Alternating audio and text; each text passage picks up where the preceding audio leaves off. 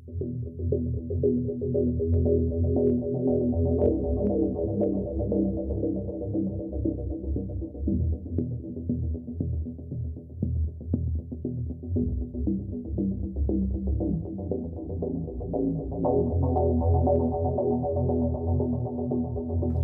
right, welcome to Now This Is Podcasting. I'm your host, Connor, and I'm my co-host, Jaden, and former guest, Calvin. Thanks for having me back. And we are going to start our series. This is a director series. We're going to kind of follow the filmography of one director.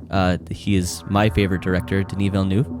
And I just want to give a little background why the movie we're going to be talking about today, Enemy, means a lot to me. So we talked a couple weeks ago, or maybe a week ago, about Interstellar.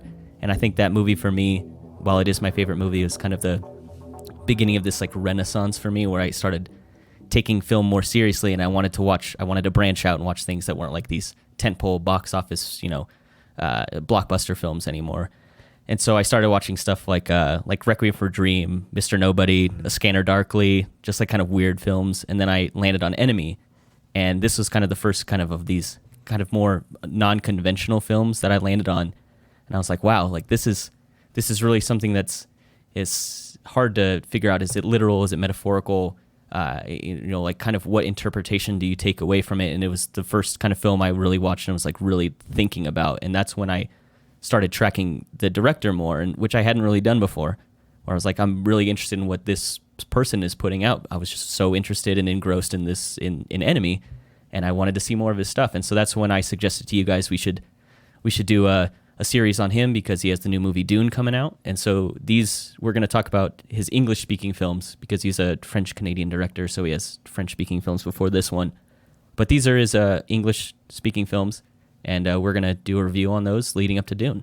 And I'm very excited to talk about this. So thanks for letting me kind of take over the podcast and force you guys to watch these movies. That way I have someone to talk with them about. So I'm very excited to go over these with you guys. I know, right? And then to the point, like why are we focusing on a director's films? And it goes back to the idea of auteur theory in film. The idea that the director is in charge of all the visual and audio elements, and that makes him more of the film's true author and not the screenwriter. So auteur theory is a little complicated, and it depends on which directors you're talking about, as well as what period of film history you're referring to, because creative control is bounced around between actors and producers and screenwriters and directors at different parts of studio formation, that type of thing.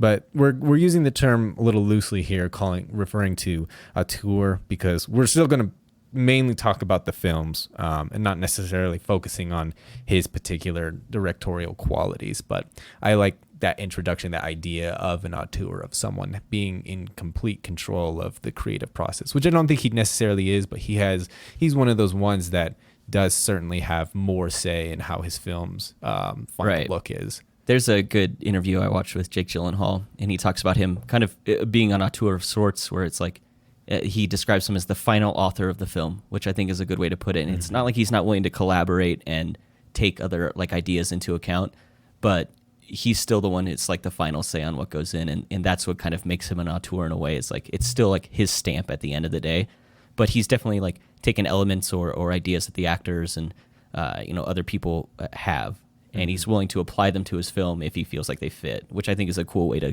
It's kind of he does have final control, but it's a cool kind of collective way of telling a story, which I think is really nice. Yeah, and different directors actually have a wide range of approach to how they want their actors to behave. Some of them just want ad-lib. They want something as real as possible to come from within the actor himself in reference to the character, their idea of their portrayal. And some of them are to the T, you need to be on this spot, to the blocking with these lines at this time, because this is the vision for the film. So all of that is like, it all lends to how they view film as collaborative or singular in terms of vision. Right. So I do think he's interesting, allowing like Jake Gyllenhaal talks about how he built his characters for for both Enemy and Prisoners. We'll be talking about that next week. Yeah. So as I mentioned, this is directed by Denis Villeneuve. It had a box office of $3.5 million I could not find a budget for this to save my life. I mean, I think you can kind of tell by it. It's a lower budget. I mean, I think there's an interview I watched where Jake Gyllenhaal, for the Anthony character, he was basically told, he's like, just wear what's in your wardrobe. Like wear what you, like the clothes that you actually wear. Yeah. I think maybe the only thing he wore that's different is like the leather jacket when he's on the motorcycle. Huh. But essentially the whole Anthony character is like literally just Jake Gyllenhaal's clothes. So I mean that could have lends to the budget of this film. He's like, bring it to set, or we don't have anything for you. That's so crazy that you could get like the kind of high profile actors and actresses that they did, and that's their budget for costume. Yeah, which is kind of amazing. I think that kind of lends to the kind of director that Denis Villeneuve is like. They got on board with this because they think he has this great vision. And there's interviews with Jake Gyllenhaal talking about how he's like, he every time he goes on set, he wants to do better, and he wants to work with someone who he thinks can improve him as an actor. And I think that's probably why you got a lot of people on board with this film, especially someone as high profile as Jake Gyllenhaal. Is like, he didn't do this for the money, like that's for sure. Yeah. Yeah. So I think that's pretty interesting. And this was premiered in 2013 at the Toronto International Film Festival alongside another film that Denis Villeneuve did, which we're going to review as well, Prisoners, which is actually kind of interesting because they got theatrical releases. Prisoners was the first theatrical release, and then Enemy came out a couple months later. But Enemy was filmed first. That's why we're going to review it first. Yeah. And then Prisoners was filmed. But Jake Gyllenhaal stars in both, and I think he does a great job in both. But yeah, it was just odd to me. I you know me, I love trying to find the budgets in the box office. I love the stats. Couldn't find anything on it. Yeah, very strange. It almost felt like it was like government funded, like it was a passion project. That was the thing that like back in Russian cinema, a lot of it was state funded for the purpose of being propaganda, right? For the entire communist regime. But yeah, what going into this? What were your first impressions before you even saw it? Like, what did this seem like it would be? I didn't know anything about this. I think the reason I was put onto it is I saw like a review, like a spoiler-free review online, and I was like, okay, this sounds interesting, and so I threw it on, and then I was like, I don't understand what's happening now. But I didn't understand it in a way that like intrigued me. Like, this is it's thought-provoking, and I am trying to figure out this movie the whole time I'm watching it. And so that's why I was so interested in it. Like, that's why this movie means so much to me, because this is like one of the first movies I interacted with where I was like, okay, like I need to look at film as like there's so much more going on than Transformers blowing shit up. I was like, there is, you can put actual real stories to film, even in an unconventional way, because this is not a conventional film in any way. But you can tell these like cool stories, and it's you can kind of get wrapped up in it and come up with your own theories. And we're going to go over theories at the end of this, because there's just so much going on in this, and it's so many interpretations I think you can throw on this film, and they still stick. So yeah, that was my first impression going through it, because I saw this like back in like 2014 when it first came out, and then I've revisited it in years since, and then a couple times now. But yeah, like I kind of like to think of it as like it's like this neo-noir kind of sort of like detective kind of the story's unraveling in front of you, and you're trying to decipher it as it's going. So the score lends to that. There's a lot of stuff that lends to this kind of idea that we're unwrapping this film as it's going. So I remember when this movie came out, I didn't see it. That's because I saw the trailer, so I was like, oh, don't want to see this, because I just looked at it and thought, oh, it's just another weird Gyllenhaal movie. Right. Every movie you or your sister are in are just fucking weird. Yeah. Every single one. But I mean, and then I've watched it recently for the first time, and since starting this podcast, I've been turned on to A24 movies like a lot more, and like I've really started to like that concept, which is like the weird strangeness that like I have to try and decipher throughout the film that makes it entertaining. It doesn't have to be fast paced. Matter of fact, I don't know if I like those anymore. But yeah, this like it has another slow pace to it. It's not a long run time, and it gets to the point, even though it's not like fast. It does. I feel like it does. It is fast though, compared to like some films. Like I do think that's one thing. It's not. It's faster than a lot of other films. I don't it's only this fast. I feel like this is that, like the fastest snail in the snail race. I think more of fast and pace in terms of editing and structure, how things kind of come together, not necessarily whether the plot moves quickly or interestingly. That's more what I mean, is that a lot of things are happening quickly, so the pacing feels fast. I mean, I think it's like an hour 38-minute runtime. That's like what I'm it's pretty saying. quick. Much too short. It is too short. I'm actually fine with it because this movie already has so much going on in it in such a short amount of time. I don't know that I could gather any more out of this. Like, I'm actually fine with the runtime of it because it's so heady and there's so much going on, and you're trying to unravel many layers of narrative in this, and it's like we said, like what's metaphorical, what's literal. There's so much stuff going on, so I'm actually fine that it's not. I don't need like a 3-hour version of this film. So I found this one a lot more interesting than I originally would have thought when I saw like the preview when I was like 19. Right. I mean, obviously, like huge into like Marvel movies and stuff like that. And I've always like action-packed stuff and things like that. I feel like that's fast moving to me, and that might just be because like the action and stuff. And that's kind of what I meant. But I mean, this movie is like just another puzzle piece, like or a painting that I have to put together, and I fucking love it so much. It's a work of art. It's not just like a money draw, and that's not what film should be all of the time, if ever. And I just think this does hit the mark for me in a big way. I like this movie a lot. I like, to think of it as like passion project. I think of it's like it's a director and who has a vision, and then an actor who's like, he's clearly not in it for the money because this, it like I said, it's not a big box office draw. No. It didn't make any money, so it's like these are the kinds of films that you do because you care about them, and I think that's translated like really well. You can tell like everyone involved in this really cares about it. Yeah, I mean, I would call this like a painted motion picture almost.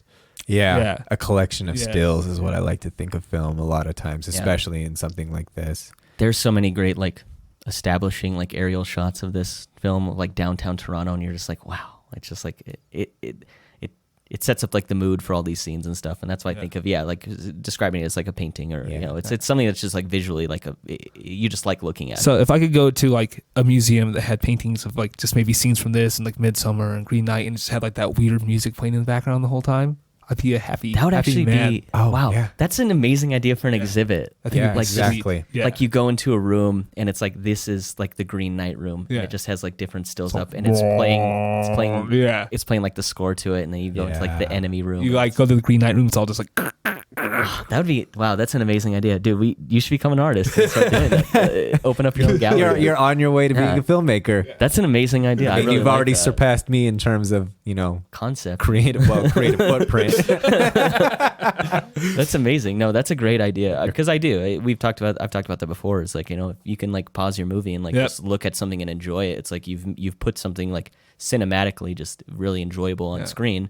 And I think it can tell a story in and of itself. So that's a super good way to put it. I really like that. I mean, there's a couple scenes where I think you pause it. I'm like, oh, but like I don't particularly like this spider scene when it's all as tall as buildings. Oh yeah, that's crazy. I liked it the most. At first I was like, this is Stranger Things. I was like, oh, this came up before that. Yeah. Don't forget that. Yeah. Yeah, that's great. And like, I'm not super fond of cityscapes as settings. So that part instantly was like, okay, well, at least it has Jake Gyllenhaal. There's things to like here. The palette is north of the border Mexico. But that's fine. Isn't that odd? Yeah. Right? It has that like really saturated yellow, that sepia tone to it. Yeah, exactly. Yeah. It's not at all what you think of the Great White North. Yeah, right. Yeah, exactly. You see it and like, this is not America. And that's basically all that I was like, 24 degrees. What the fuck are they talking about? Yeah, exactly. It looks like it's the desert out there. But I really got into this, and I would describe this film as a Jungian soap opera. You cannot help yourself. You have to bring him up in everything. Yeah, friend of the podcast, Carl Jung is. I like that. That's how we describe him from now Shout out on. Yeah. Carl. I love that. CGJ, Carl Gustav. It's hard not to look at this film without seeing all of the influence of his psychology on the characters. I don't think this movie works very well if you don't look at it from a Jungian perspective. I think there are things that are likable, enjoyable, and interesting, but this, and I will contrast it to The Lighthouse. How we talked about how The Lighthouse is a film that you could talk about everything, about the story, the plot, all of that is very interesting, very engaging. You don't even need to get into all of the deeper meanings and symbols and things like that to really enjoy that film. I don't think that's the case here. And I think it suffers for that. I think you need to have an understanding of all of these other underlying symbols and metaphors. Otherwise, this film is just, it will not land for you the same way that The Lighthouse is enjoyable. I totally agree. I think if you don't view this as sort of like a traveling through this character's subconscious and recognizing kind of different personas he has, like this movie doesn't make any sense if you don't recognize that. So like you said when we talked about Lighthouse, like on surface level you can enjoy that movie just for the performances. They're outstanding. But this movie is going to be a tough one to get through if you kind of can't open up your mind and like recognize that there's more going on than what you're literally seeing on screen. There's subtext to this, and there's so much more going on to it. Yeah, and I think of the entire film as being completely metaphorical. I think of it as a drama of the mind. That's exactly the way I saw it too. Yeah, I don't think a single person actually exists. No, I don't think that any of it is real. I think it's all just like a story. But not in like a flies goofy, in the face of all my theories for this film. Yeah, So, well, okay, and I'm it's interested to hear about and it. I like it that interpretation too. Like especially when you think of the goofy, like it was all a dream. You know that it still is trying to make it look like something, like a real drama in a real setting, but it's all entirely metaphysical, and I think that's it. It's amazing when you look at it that way. It's kind of funny that you say that. I watched an interview with Denis Villeneuve and Jake Gyllenhaal, and Denis Villeneuve describes it as a documentary of Jake Gyllenhaal's subconscious. Yeah. And then Jake Gyllenhaal turns around. He's like, no. This is documentary of Denis Villeneuve's subconscious. he's like all the yucky stuff and all the madness that's going on. He's like, that's your mind, not mine. Yeah. Yeah. So And it's kind of interesting that you bring it up as just being, it's not real. Like this is all like metaphysical. It's all subconscious. It's not literally happening, because even the director, the people involved with the film kind of describe it as it is like a subconscious story. It's a subconscious narrative that you're going through. Yeah. So that's interesting that you bring it up that way. Yeah. So I think we're more or less on the same page of what we understand where this discussion is going to go. Yeah. So the characters who they're played by, in terms of relevance to who I care about, are Helen Claire, who's Anthony's wife, played by Sarah Gadon. That's your top character. Yeah, my favorite one. Actually, I like that because I think she's an incredibly interesting character. Yeah, I think she does a great job in this movie. Yeah, too. I agree. There's some pretty cool like thoughts and opinions I have on her. So many layers. Second character is the mom, Isabella Rossellini. You're throwing me through a loop right now. Yeah. These are not the... These are absolutely, I absolutely agree with him. Wow, that's amazing to me. Third favorite would probably be Adam Bell, who's played by Gyllenhaal. Very weird, skirmishing kind of, I don't know, kind of scummy guy. I feel like, I don't know. Yeah. I love his like stammer. Like I feel like if I shook his hand, despite how jacked he is, it'd be like very fish, Like sweaty, limpy hand. Yeah. And then Mary, who is Adam's girlfriend, Right. who's played by Melanie Laurent. Laurent. She's in Inglourious Bastards. Yeah. Oh my God, Yeah. she Yeah, is. she is. I knew I recognized her. Okay, yeah. yeah, you're totally right. You're And a then- fun facts guy. Why isn't that in your like? I don't look up everyone's filmography before these. Like, What do you research at all then? I have some pretty interesting fun facts. Yeah. We'll get to. Nice. And then Anthony Clare, or Daniel Sinclair, also played by Gyllenhaal, who's just a douchebag. Yeah. That's, Yeah. I have a hard time. I would put Anthony a little bit higher. I would put him up at Mary is 3. almost last. Yeah, very close. Mary exists only. I'll explain exactly what she is to this, but she is just a plot device. Yeah. I agree. She's I was a like, symbolic representation. She's not really a character to me either. She's Yeah. just a thing that. Like, I mean, exists. I'm sorry, I don't know who plays the elevator, the doorman guy or whatever in the apartment building, but I like him more than Mary. Yeah, that's an interesting character Yeah. as well. He's but weird. I want to know what the fuck he's talking about. I will add one more character to that I think is really important. It's actually the teacher, his colleague in the teacher's lounge. Yeah. He makes a huge difference in this movie. Yeah, I think my actual interpretation, like the way I'm going to look at this is entirely in a Jungian perspective. So you have for a little review, you have conscious mind and unconscious mind. And for Jung, the unconscious mind is split into 3 levels. You have the shadow, the parts of ourselves that we ignore, we keep hidden. They're generally negative things. They manifest negatively, and they will also manifest as complexes usually, so mental disorders, that type of thing. And then you have that of the anima, and the anima is the personification of all feminine psychological tendencies in a man's psyche, such as receptiveness to the irrational, vague feelings and moods, and capacity for personal love, but also for his relation to the unconscious. And then you also have the true self, who sits even further deeper in the unconscious. And I think the true self here is actually represented by that teacher. Oh, okay. Yeah, but we'll get more into why I think all of these things. That's an interesting take, because I sort of thought he was just kind of a throwaway plot or a throwaway part, or like a plot device to get Adam to start researching Anthony, because I think there's a lot of I'll get into my theory, but I think there's a huge connection into why Adam starts becoming more interested in Anthony, and then Anthony's character becomes more developed, and why they all work together. I sort of thought he was just thrown in there to kind of like get you to that point where he watches the movies that Anthony is in. Yeah, I thought he was important, but only as like a device. Yeah. Without him, the movie doesn't move. So that's interesting to me that you think of him as like a more relevant character, because I don't. And it's Tim Post is the guy in the elevator. Okay.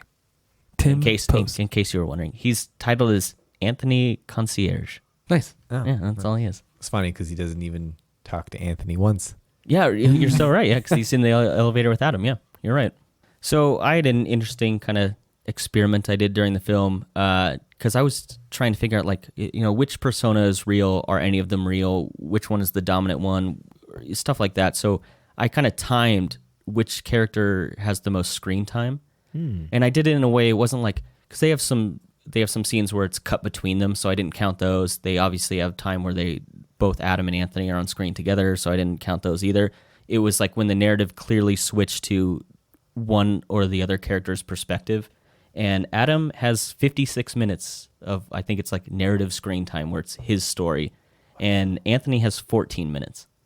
And you can give or take a couple minutes. I'm using the stopwatch, and I'm also trying to take notes and pay attention to this. But if you really think back and watch the movie, when it's clearly Anthony's perspective, it's such a small part of the film. It takes 33 minutes for Anthony to even like really be on screen. Into the movie. Yeah. The whole beginning of the movie is all Adam. Mm-hmm. So I just think it's that played into some of my theories of, like, which one is the real one, which one is kind of this like subconscious manifestation, because I was like, the movie more revolves around Adam than it does Anthony. And I just think that's kind of an interesting thing to think about moving forward, is just kind of the amount of like narrative screen time they have.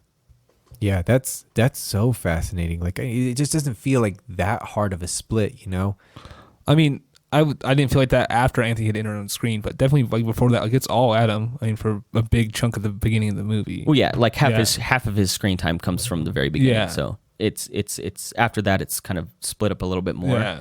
But especially towards the end, there's big parts where it's just Adam. Well, yeah, because Anthony's scenes with Mary are very short. Yeah. Yeah. So I just thought that was an interesting way to think about this. This is not like you're not watching two people like equally. You're getting one character really heavily, and then you're kind of, I think part of it is that Anthony is kind of like, he's this really like brash, abrasive character, and so like when he's on screen, maybe his presence is felt more, and so maybe it feels like he's in the film more. But I mean, just analytically, if you look at it, Adam takes up way more of like the narrative structure of this film than Anthony does, which I think is really interesting, and that played into some of my theories, which I immediately abandoned the second time I watched this movie. I was like, it is so hard to figure out what is going on. So I just think that's like an interesting little point to bring up. Yeah. And so I guess we can jump into, the main key scenes. I think the most important thing is that first scene. That the whole strip club thing is, it's a self-contained allegory for the entire film without giving anything away. The entire film is summed up with the shot of the stiletto about to crush the spider, just like Eve, whose heel would crush the head of the snake of Satan.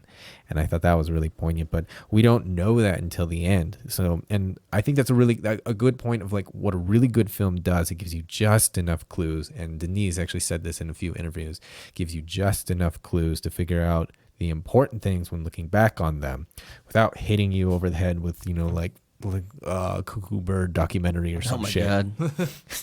I have a totally different take on that.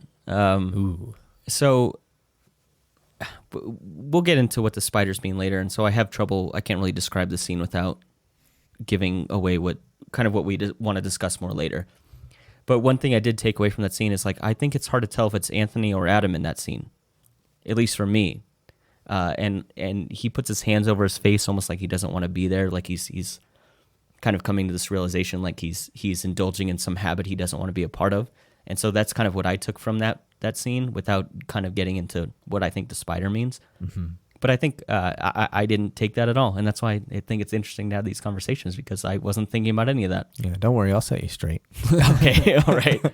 So yeah, I mean, definitely sets the tone up for the movie. It's very strange and dark and there's a spider and fucking God knows why. That's the way I felt about it when I first saw it. And you see Gyllenhaal. I mean, my overall thought is that I do believe that's definitely Adam, but that I'll only find out, I think, after the movie ends. Yeah, and I do love just the way that they've set all of that up, the way they keep switching between all of the other men and their eyes, and this idea of voyeurism and sexual pleasure, objectification of women. That's very obvious when how we're setting the tone of what the themes are for this entire film. Which I will say, because like I said, I watched this for the first time in 2014, and I had no idea what was going on in this scene. And I have much clearer, more concise ideas now. But I think on like a first viewing, like this is so hard to figure out even what's happening in the scene. And it's a struggle, I think, because it's right at the beginning, and so you're already thrown into this narrative that you don't even get, and it's hard to figure out.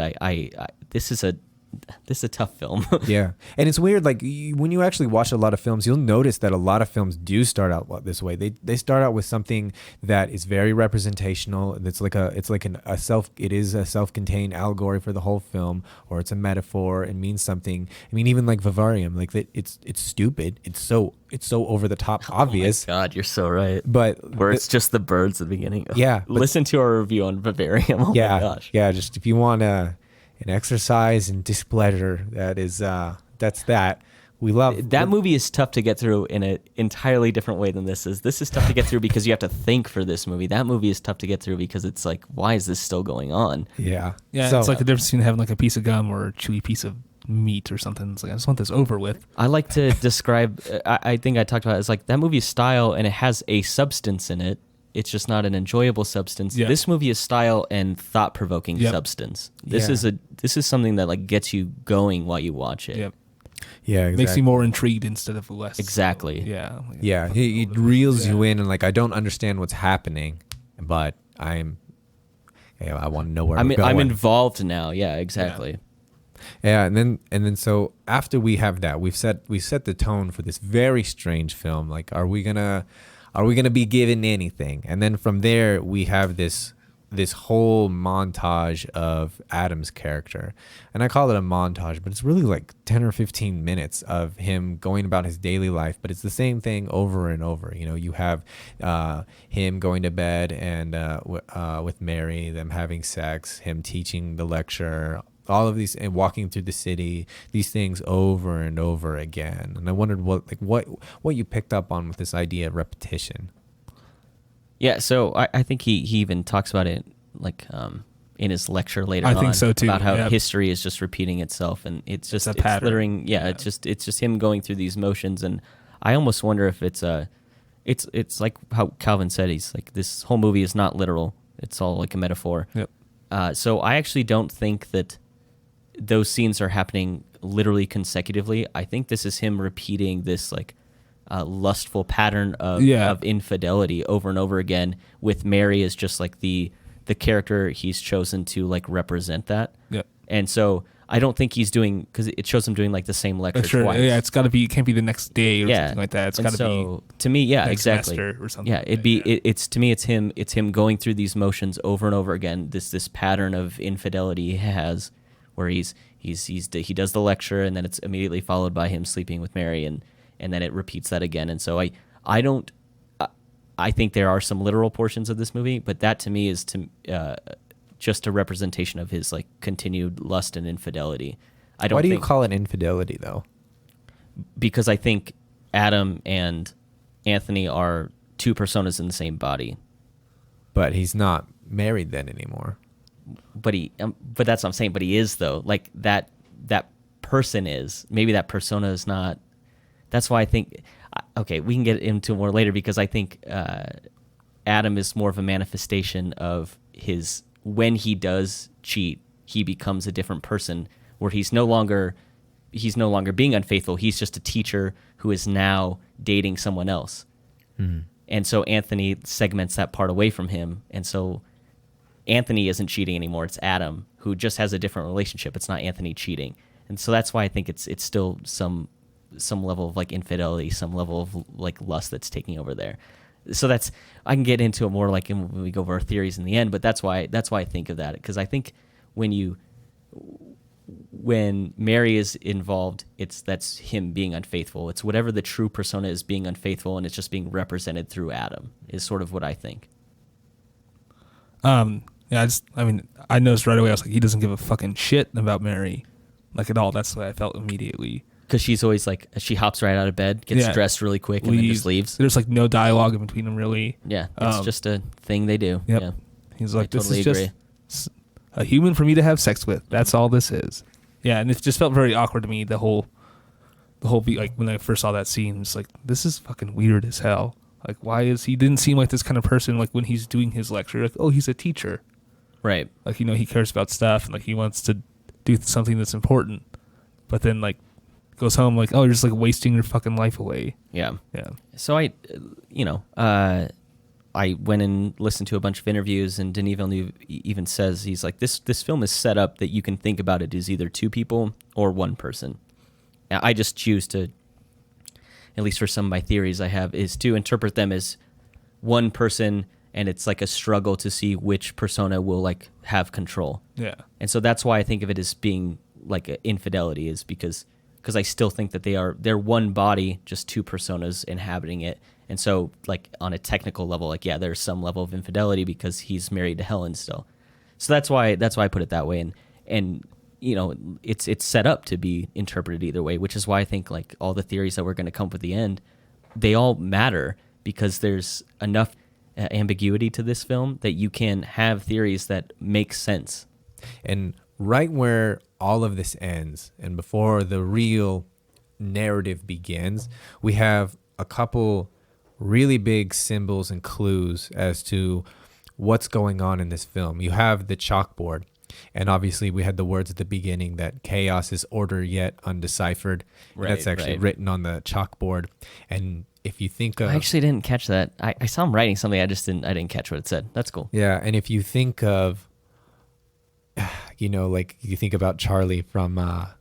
It's Always Sunny in Philadelphia, that meme with him, like all the string notes. Right. If you think of all of those bubbles and lines as being a web of chaos on his chalkboard, we start to get a sense of what the spiders are starting to mean. They're all of this chaos, inner turmoil, all on the chalkboard right there. And then I like to look for, there are certain films and certain directors that love to hide innocuous phrases in their films, and they're the whole point. I don't think there's one particular one here, but he did hide one that's really hard to hear. It's not even, and the most important line is not actually even in the subtitles, but the last lecture he gives is, as it's fading out and he's in his apartment, a creative act of memory, to remember something, to remember somebody, is a product of the feminine. It's always colored by emotions. This is our first clue about why we should be interpreting things, I think, in a Jungian perspective, because that is something that's directly lifted from a lot of his psychology. That's why I love having you on here, because you have that perspective that Jaden and I definitely don't have. I like to dive deep and try and figure out what's going on here, but I just don't have that extra gear to pull from. So that's... I always love when a friend of the podcast, I love when you bring Carl Jung. Yeah, maybe one day we'll have him on. I love that. All right, so I think we want to get into kind of the introduction of Anthony, and it first takes place when Adam makes the phone call to Anthony's house. Yeah. And I think it's the second time he calls the house. yeah, because the first time he calls and He speaks with Anthony's Helen. wife Helen picks Yeah. up, yeah. And I think it's really interesting when Adam's on the phone, he says, "This is Anthony." And what he means is like, "This is Anthony," like I'm speaking to Anthony. But I like that he says, "This is Anthony." To me, that's like a hint that they might be the same person. Like that was a little bit I picked up on. Yeah. And then you kind of had the phone call like carries on from there, and Anthony's like, "Don't ever call here again." And then you move on to he hangs up the phone, and he takes a note, and I think that note is important later. We can touch on that afterwards. Yeah. But then he goes and has that conversation with Helen, and she's like, "Who are you talking to?" Yeah, which derives from him taking the note. He's like, he's like, yeah, it was a man, Helen. And during the middle of that conversation is when he goes down. And writes a Exactly. note. Yeah. Yeah. And I just think it's because she wants to know. She's like, "Are you seeing her again?" And that's why I bring up like the infidelity, because I think part of them kind of share this same struggle with being faithful. They have these lustful thoughts, and I think one is just a greater manifestation of it than the other. That's why I think there's kind of like segmented parts between them. Yeah. And so I think they both struggle with it. It's kind of this like shared concept between them. And I just love Helen in this because I think we all kind of agree she's this amazing, interesting character. And I almost think in a way she's kind of a representation of the audience watching this. Yeah. Because there's parts in it where she says later on, she's like, "What is happening?" Yeah. And that's literally how I felt watching this movie. Yeah. I was like, what is going on here? Like, And just, I mean, you bring up they may be the same person, and like, so you think that Adam or Anthony, whatever his real name is cheating on Helen with Mary. Is that something you think? I don't know, because I have two theories. I have one where Adam is the real persona and Anthony is like this manifestation, and we'll get to those later. And I have one where Anthony is the real persona and Adam is a manifestation. Yeah. Either way, I think Helen is just like kind of this observer to the whole thing, and I think she's kind of our window into like she mirrors like I think the interaction that the viewer is having with the film. Just one thing that I noticed is, so when Anthony is following Mary, he looks right at her high heel. We'll get into that. Yeah, we'll bring it all about. But I think what's interesting, you keep saying that you're not sure who's who, whether they're one person, whether they're two people. I think our first visual clue that they are the same person is the idea that the bathroom is a portal.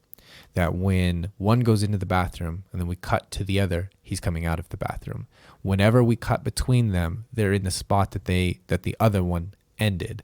And that, I think, is to tell you that these are the same people. They're moving through the same piece, through the same space, but they're just reacting differently, different psychic states. And it starts with the phone call because Adam steps into the bathroom for unknown reasons. He's in his own house by himself. I was like, this dude's weird. And then Anthony comes out of the bathroom to speak with Helen in the very next, like in the cut where they change between characters. Yep, exactly. And I think there's another scene later on. This isn't like, we're not like jumping forward and ruining anything. There's a part where after Adam and Anthony meet up, Anthony goes into his bathroom, and it's kind of an odd shot because the rest of the film doesn't really use this technique. The camera kind of pans around and lines up with the bathroom, and you see Anthony in the bathroom where he's just like staring at the mirror. And I think it's an intentional shot because it's kind of different than the way the rest of the film is really done. It does a lot of like lingering shots.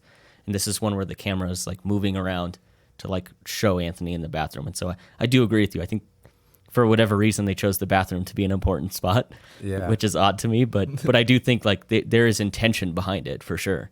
Yeah, I do like, speaking of, a few auteur qualities, Denis seems to like to put characters in rooms in the background. So we're in the foreground of a room and they're in the background of another one, and it's bracketed. We'll see it even more in Prisoners, but especially he's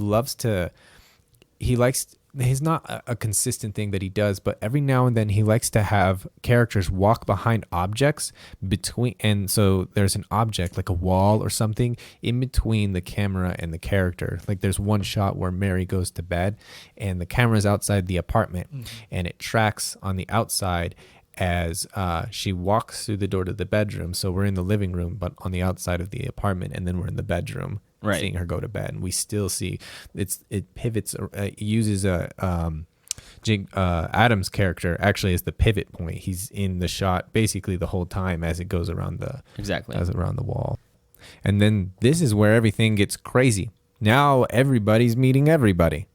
Yeah. And I don't know about who we want to talk about first. I think I have this whole section as meetings, because I think that's what's there. There's not one more important than the other. It's all of these different characters.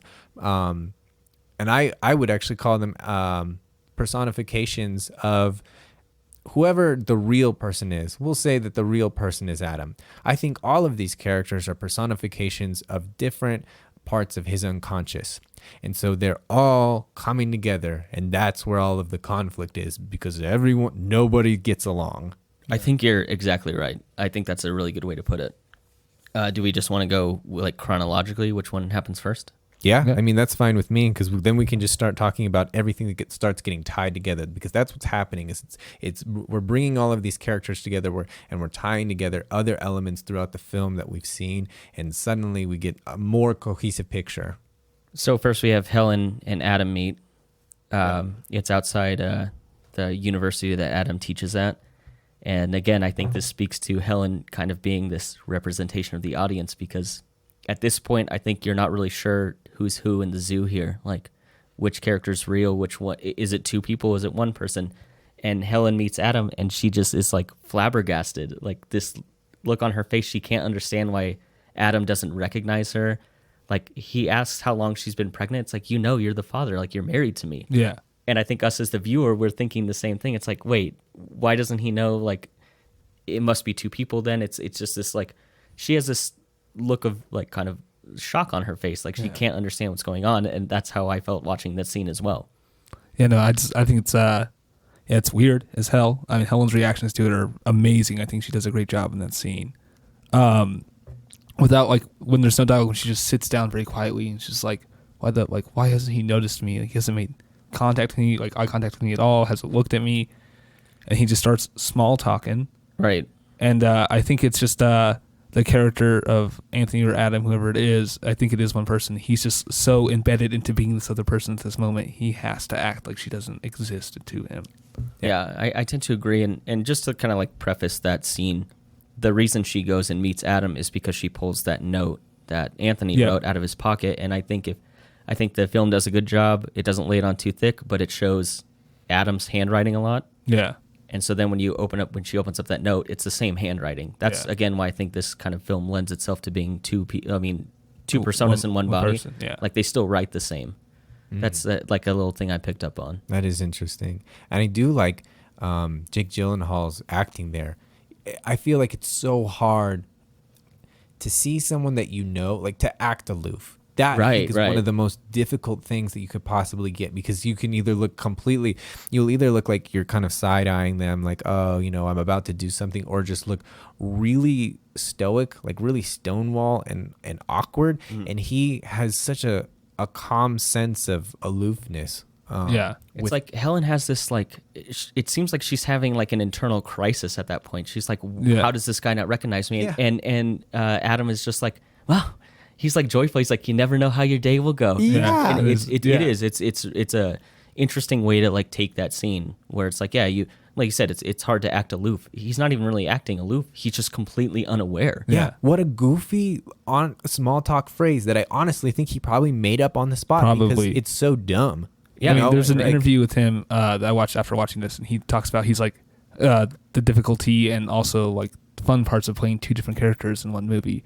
He's like, I think inside of us we all have different people and we act differently towards everybody. He's like, so if I get to do that two different ways in one movie, he's like, he thought it was pretty cool and challenging. I think that's for sure true. Like, I have my work persona. Oh, absolutely. I have my podcast persona. I have my when I hang out my family persona. Like, I think I'm all the same person, but everyone like carries different attributes depending on the context. Yeah, and to be able to put that on screen and just and he does execute it very well, especially in that scene. Just like his posture, his body language, everything about him in that scene, I think is just very different than the way he acts in almost the rest of the movie. Yeah. It is. It's almost sometimes like like a combination of the idiosyncrasies Yeah. of Anthony and Adam. Yeah. Because he's not really slouchy, like he normally is. He has like a calm sense of confidence. Yeah, the he's way not all lounging. skittishy and stuff. Yeah. I think But he's not like brash and overbearing like how Yeah. Anthony Yeah, is. That is such a he's good not- way to put it. He's That not is like stammering either, if Yeah. I remember right. Yeah, no, that's so that might be like his most natural state of being. Yeah, his most in that unified,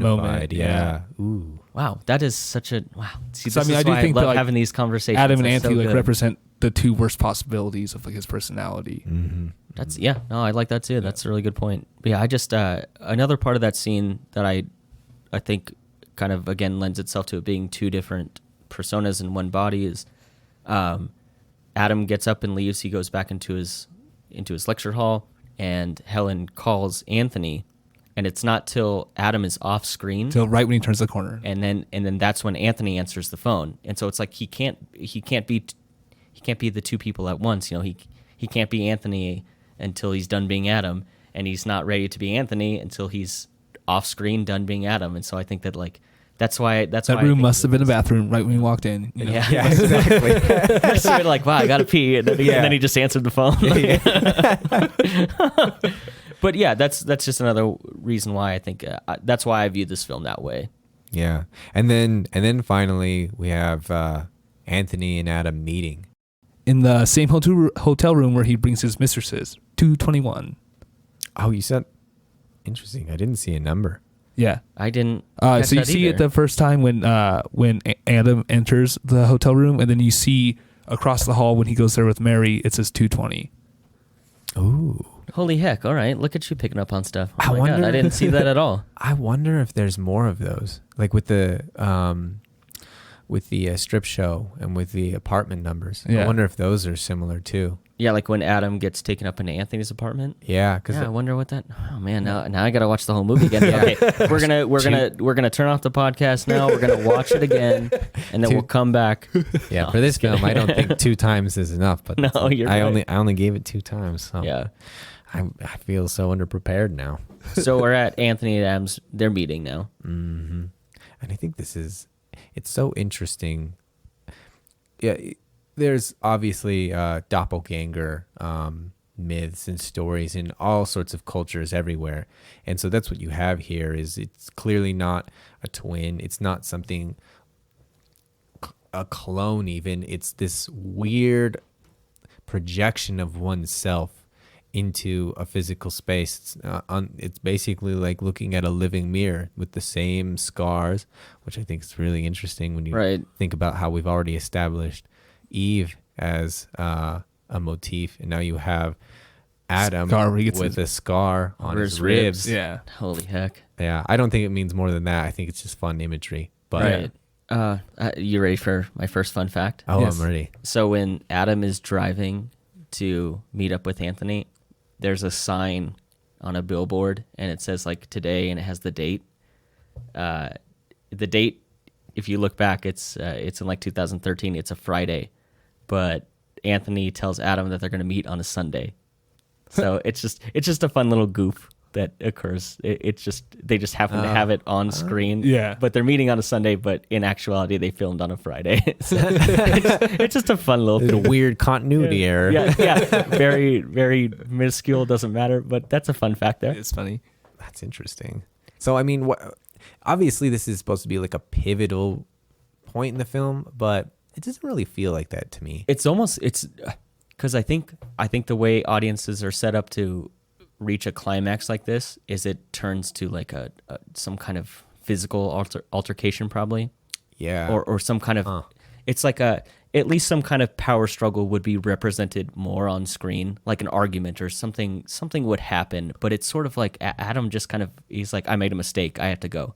Well, And I think he I starts think to like look at himself. He's like, can't handle this right now. Gotta dip. Yeah. This is not a good time to do this. But I think just the way a conventional film would have done that is that this is like a climax of two personas meeting each other, and now they have to have So it you out. watch the trailer and then you see the scene. This is what you're expecting something Yeah. like that for sure. Yeah, and I think that's really because. So I think Adam is the persona. I think it is the conscious self. I think Anthony is the shadow self. And I love the way that you just said that, Jaden, about how being confronted with his shadow self. Although, no, I can't handle this. I gotta get up. There's like nothing's actually happened. It's just the fact that he's being confronted with something he doesn't. Look at my wanna see. hands. Look at my hands. Like that right there. I was like, oh shit. Yeah. While Adams are trembling. Yeah, he just comes in there very aggressive, and yeah. I think this is a good part, especially to talk about like the idiosyncrasies within the characters. Like, Anthony puts his hands out there really steady, and then Adam's hands are quivering and shaking. You can see the whole time, like, Adam's slouched. He has his hands in his pockets. He's in a very kind of submissive position. Anthony's walking in with like his hands crossed and his arms crossed, and he's got his head up, and he's the one kind of dominating, controlling the room there. And I think you can really tell the difference between these personas in that scene. And that's why I think that scene is important. I think it's to more establish the difference between these characters rather than a confrontation between the characters, which I think a lot of people would expect. Like, okay, this is where they have it out. They have the big argument, and they try to. This is the power struggle to see which persona is going to be dominant. Yeah. And that doesn't happen in this scene. I think it's more to establish what the difference is between these two characters. Yeah, and to imply that the idea of there being an enemy, that Anthony is an antagonist in some way, that Adam hasn't done anything. As far as we're concerned about Adam is a good person. He's done nothing wrong as far as that character is concerned. So he is a good guy. He's a protagonist. He feels bad about trying to track down Anthony. Yeah, like which is weird. Like why he's very Canadian in that sense. Yeah. Like, oh, I'm so sorry that I'm impressing upon you. Yeah. I think that lends to what Jaden said, where it's like it's that confrontation. Like he's nervous, or he doesn't want to be confronted by himself in a way. Like I think that is why it's like it takes so long. I mean, he goes through so many. He looks up so many movies. He spends so much time researching Anthony, and I think it's because he's trying to slowly build to this point where he essentially is confronting himself. Yep. And when it finally happens, it's this like really awkward scene with them. Like, I think Jaden's absolutely right. It's a tough confrontation for Adam to go against Anthony. Yeah, I think he becomes fearful, and he's just like, I gotta bail out on this. Can't do Exactly. it right now. Yeah, which I think like it's just like there's like certain scenes in this like where it kind of reminds me of the movie Fight Club, because it's Brad Pitt is Edward Norton, and this scene like, so I'm really happy that it's not confrontational, because then I felt like it would have been just like a plug and play of like someone with two personalities again, and that's why I was like I think it's more realistic that it's just like an emotional, like not physical contact at all, like scene. Right. He's just scared and he has to go. Yeah, and it's like how real mind relations That's what I'm saying. Yeah. Yeah, like we there's not like this literal constant struggle within ourselves like so many times is depicted in film. A lot of times, especially when it concerns our shadows, we don't address them. That's the whole reason that they're shadows. They grow into That's things. a really good way to put it. Yeah. They grow into bigger things that are become problems because we ignore them, because we don't want to deal with them. And the fact that he continues to do that, even when he's presented with the chance to finally start to unravel himself, he ignores it. Which is, if you look at it from the perspective of Adam being like the actual persona and Anthony being the shadow, he does ignore it, he leaves, and Anthony becomes a much bigger problem later. Yeah. So you're exactly right. Yeah, and that's actually leading right into the next confrontation, the next meeting where Anthony follows Mary around. I have one more thing to say, and this is like a real nitpick. I don't understand, if you're going to have these two characters together, it should take place in a giant master bathroom. Yeah, absolutely. They should both be pooping in stalls. Oh no, you took my battle shit. I'm just saying it's a continuity error. They've already established the bathroom as portals. They should only be able to meet in a bathroom. Yeah, or that like they can only meet in a hotel room that has two bathrooms, and they'll come out of like they're just yelling at each other from across the room. Suddenly they're in the meeting space between bathrooms. Right. Did you fuck my wife? I don't actually think that. I know, this is funny. We're establishing the bathrooms as a significant part. They should only be able to talk to each other in a bathroom. That should be it. And so then following Adam, after he leaves, Anthony starts to follow Adam around, and that's when he finds Mary and decides to stalk her. And I think this is where we start to get a better idea of how sinister Anthony is and what his attitude towards women is, and how it's also it's meant to be a reflection of Adam as well. Exactly, His idea of what women are. Because I mean, you were telling me something earlier, Jaden, about the shoes. Yeah, so at this point, Anthony is stalking Mary like a predator. I mean, he's even got the visor over and stuff, so he can't be seen on the I motorcycle. love that shot of him on the motorcycle. It's like one of the very it's very this stylized shot. Yeah, it's like you said, it's very sinister. I love that.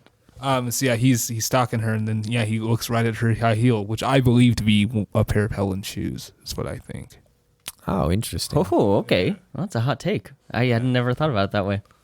Yep, that is what I think about that. But yeah, because he notices Adam looks at Helen's shoe in her closet later in the film. He picks it up, the high heel, and looks at it. Yeah, I mean, that right there is, I think what's so interesting is that all three of the female characters, other than the mother, are all defined by their shoes, by Adam or Anthony. Right. The prostitute or the stripper has stilettos. We look at Mary's stilettos. We find Helen's stilettos in the closet. Yep. So no matter which woman he's looking at their sexual appeal, because I think that's what the shoes represent. Yeah. And we'll talk. No, I tend to almost agree to, with like, that yeah. though. Yeah, I think that's a good way of interpreting that. Yeah. So that's why I say that. But I mean, there's so much said in that. It's more of a feeling with that whole scene. I don't know if there's a lot more to talk about, but it's very important to see the shoes. I like to think of that scene as, he talks about history repeating itself, and I think that it's no matter which persona you view as the real one, it's still, they're both going to fall into this pattern of this infidelity, this lust that they have for other women. And so even though, Adam is the one who's dating Mary, but then now Anthony has like lust for her. He's following her and he's looking at the shoes and he's become interested in her. And you see later in the film, like he wants to pursue her. And then you see Adam later on, he starts to pursue Helen. So I just think it's like, no matter what, it's this recursive, it's this recurring theme of them just like pursuing whatever woman they can. And that's kind of how I saw it. It's just like, it's like you can't really view either of them as the good guy to me, because they're both doing these wrong things, whether it revolves around Mary or not. It's like they just continue to kind of fall into they succumb to this like lustful need either way. Mm-hmm. And so it's like Adam's the one being unfaithful, I guess, but then Anthony also becomes like he's pursuing Mary, so he's unfaithful as well. Yeah. Yeah, and then, I mean, so I don't know if there's much more to say about that, but then we get to like a real crux for the whole film when Adam finally meets up with his mother. Yep. I think this scene is, I feel like this has so many different interpretations. I feel like it's been a bit of a point of consternation for you, Connor. Dude, I have so many.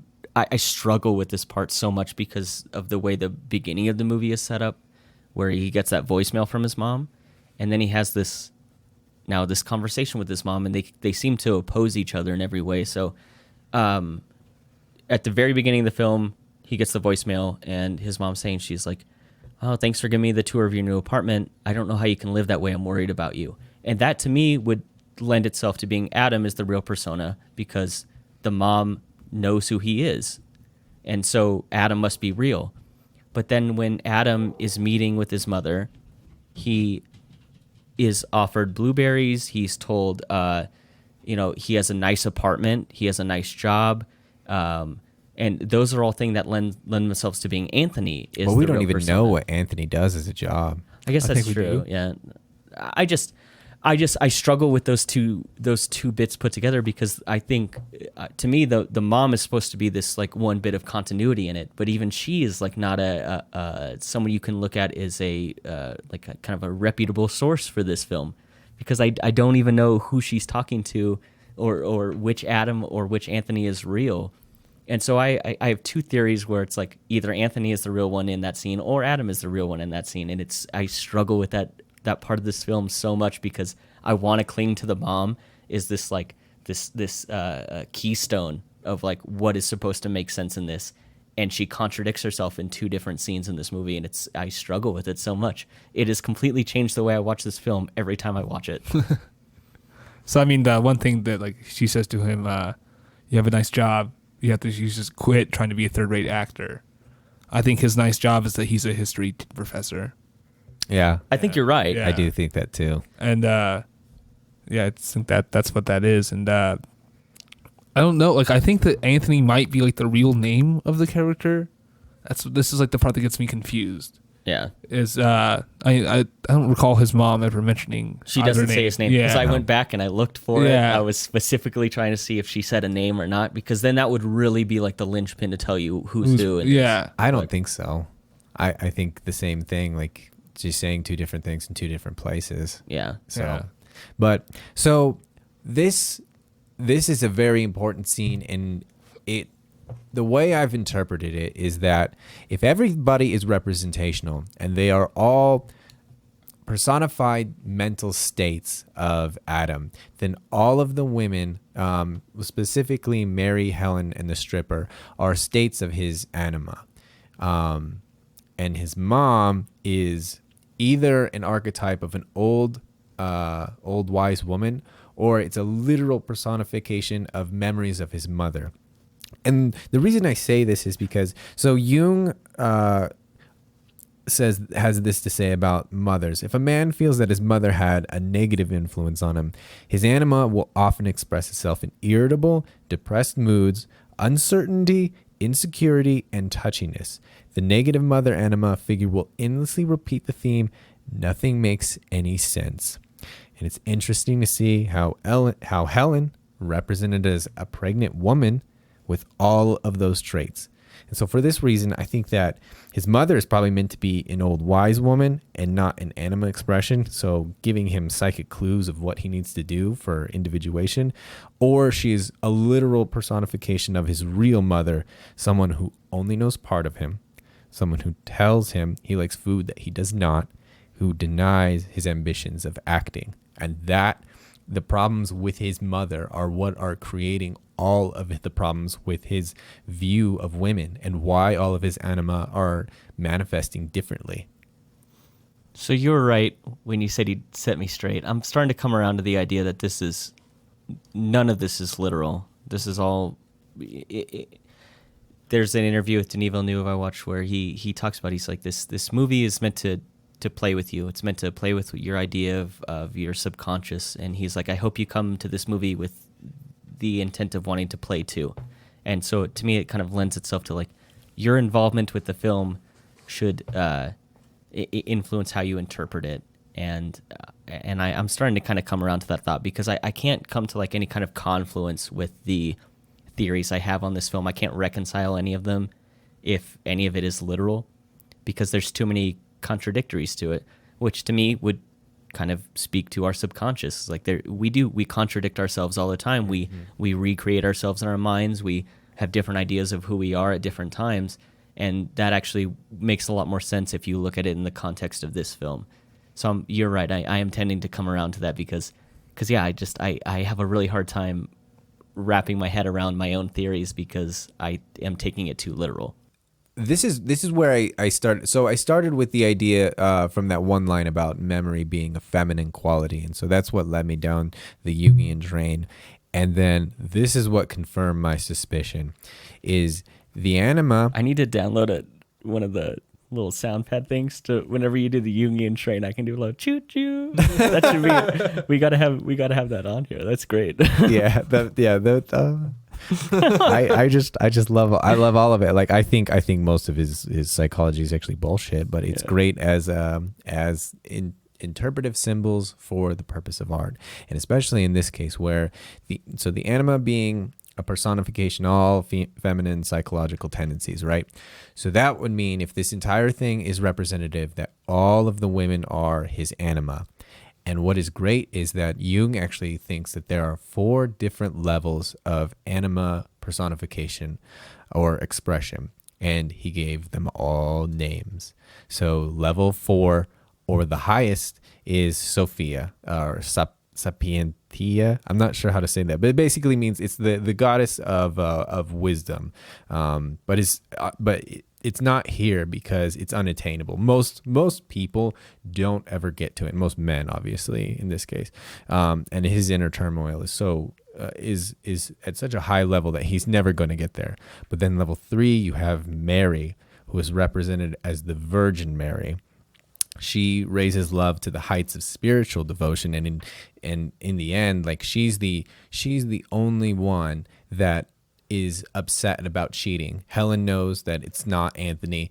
Adam knows that he's masquerading as someone else, and Anthony is masquerading as someone else. They're all comfortable with cheating on each other, but not Mary.